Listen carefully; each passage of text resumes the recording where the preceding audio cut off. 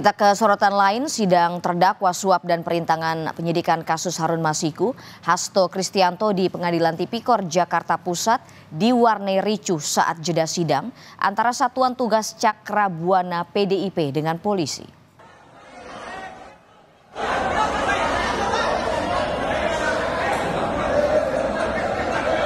Bentrokan terjadi sekitar pukul 12.30 saat jeda siang.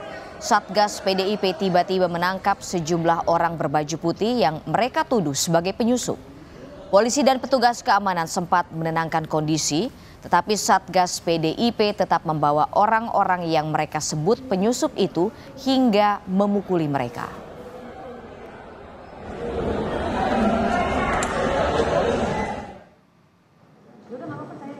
Sekjen PDIP Hasto Kristianto menilai tidak ada informasi baru yang terungkap pada sidang lanjutan hari ini. Menurut Hasto, sidang hari ini seperti daur ulang sidang yang sudah dilakukan. Meski demikian, Hasto menyebut tetap mengikuti proses hukum.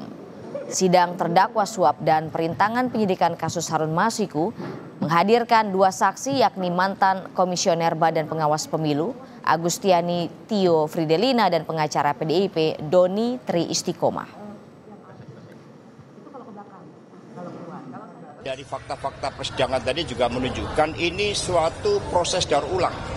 Dan sampai sekarang KPK tidak menampilkan adanya suatu fakta-fakta baru terkait dengan suap. Karena memang persoalannya sudah clear dan sudah ada keputusan yang inkrah.